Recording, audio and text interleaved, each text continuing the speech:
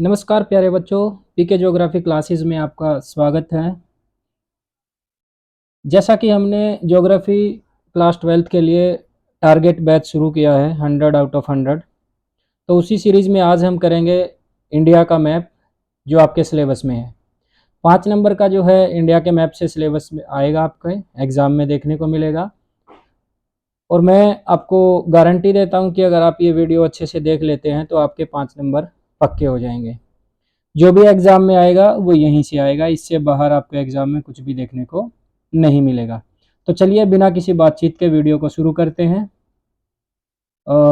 Syllabus की बात करते हैं, आपका सिलेबस में क्या क्या है।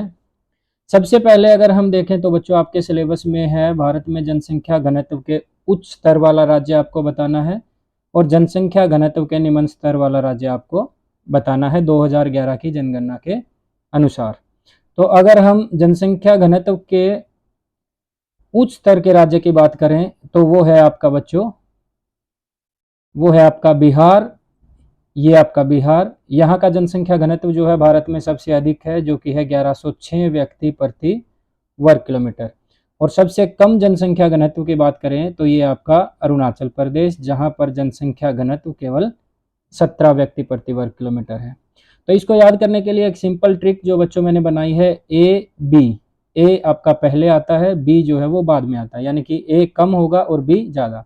ए बी का मतलब है यहाँ पर अरुण बिहारी।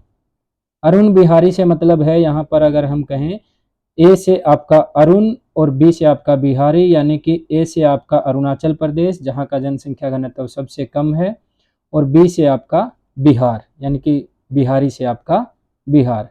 तो जनसंख्या घनत्व की हमने बात कर ली बच्चों, सबसे ज़्यादा आपका बिहार में और सबसे कम आपका अरुणाचल प्रदेश में। इसके बाद हमें बात करनी है आपके शहरीकरण की। शहरीकरण के हिसाब से सबसे कम प्रतिशत नगरीकरण वाला जो राज्य है आपका वो है हिमाचल प्रदेश। ये आपका हिमाचल प्रदेश, यहाँ पर सबसे कम शहरीकरण प्रतिशत में पाया जाता है। तो सबसे ज़्यादा की अगर हम बात करें तो आपने देखा होगा कि शहरों में एक ट्रेंड आपको देखने को मिलेगा पार्टी वार्टी करने का, और हमारे देश से बहुत सारे लोग जो हैं घूमने और पार्टी करने कहाँ जाते हैं, गोवा में। पार्टी ऑन द बीच बीच, आपने ये गाना सुना होगा, गोवा के बीच पे पार्टी चल रही है।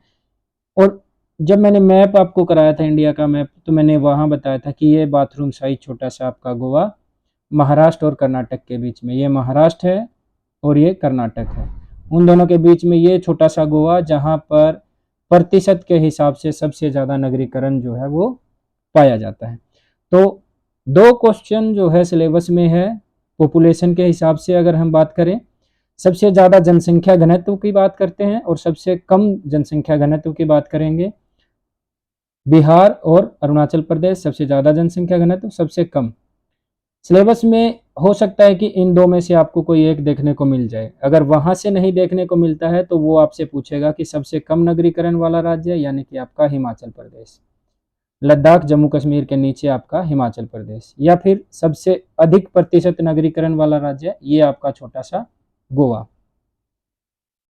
अगर बच्चों आपको अभी तक भारत के मानचित्र पर अलग अलग राज्यों की लोकेशन याद नहीं है तो आप जा सकते हैं बच्चों इस वीडियो पर, आप जाकर के इस वीडियो को देखें। इस वीडियो में मैंने एक कहानी के माध्यम से आपको पूरे राज्य एक कहानी से आपको याद कराने की कोशिश की है।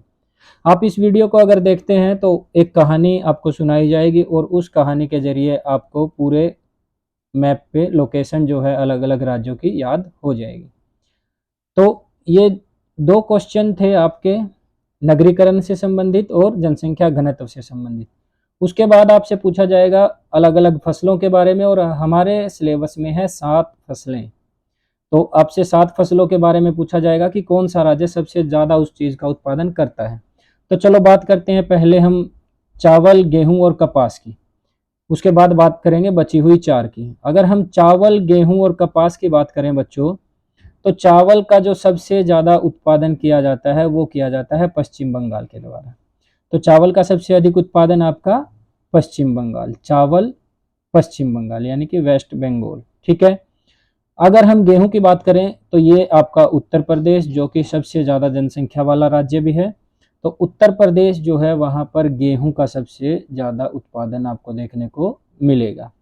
और कपास की बात करें तो यहाँ गुजरात में आपको सबसे ज़्यादा कपास जो है वो उसका उत्पादन देखने को मिलेगा।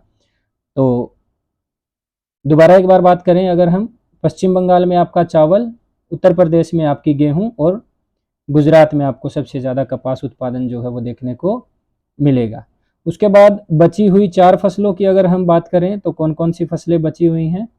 यहाँ पर बचता है आपका जूट, गन्ना, चाय और कॉफ़ी। जूट और गन्ने की बात करते हैं सबसे पहले बच्चों। तो जूट के उत्पादन में फिर आपका पश्चिम बंगाल आएगा।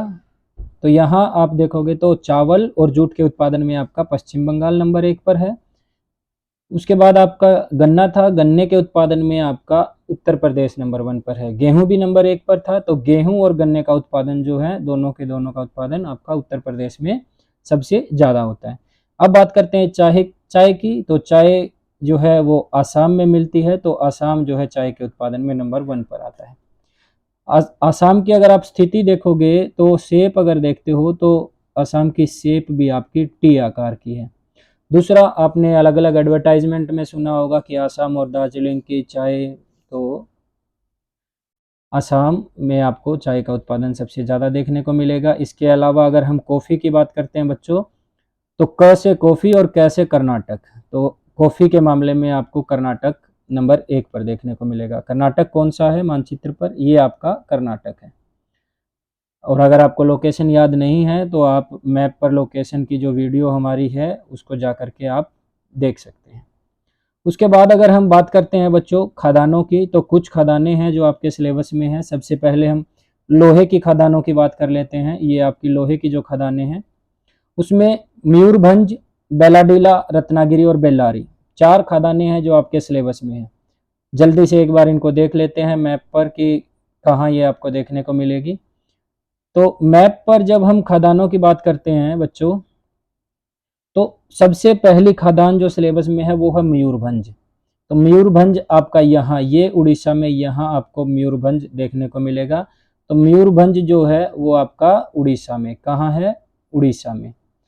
बेलाडीला जो खान है आपकी वो है छत्तीसगढ़ में। ये आपका छत्तीसगढ़ और यहाँ आपकी बेलाडीला की खान आपको देखने को मिलेगी।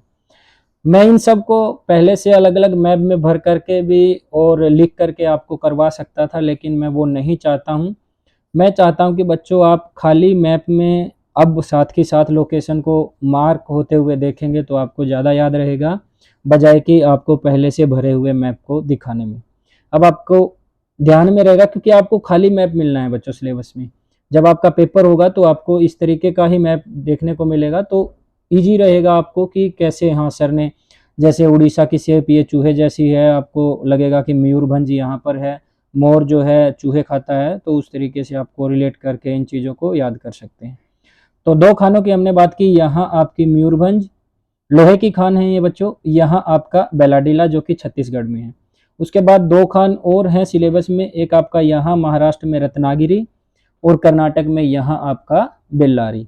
तो ये आपको 4 चीज़ें याद रखनी है। मयूरभंज आपका उड़ीसा में, छत्तीसगढ़ में आपका बेलाडीला, महाराष्ट्र में आपका रत्नागिरी और कर्नाटक में आपका बेल्लारी। और इन सब चीज़ों को अगर आप याद कर लेते हैं तो मैं आपको गारंटी देता हूं कि यहाँ से बाहर कुछ भी सिलेबस में नहीं आने वाला है। आपके 5 नंबर जो है 10 मिनट की वीडियो के बाद पूरे हो जाएंगे।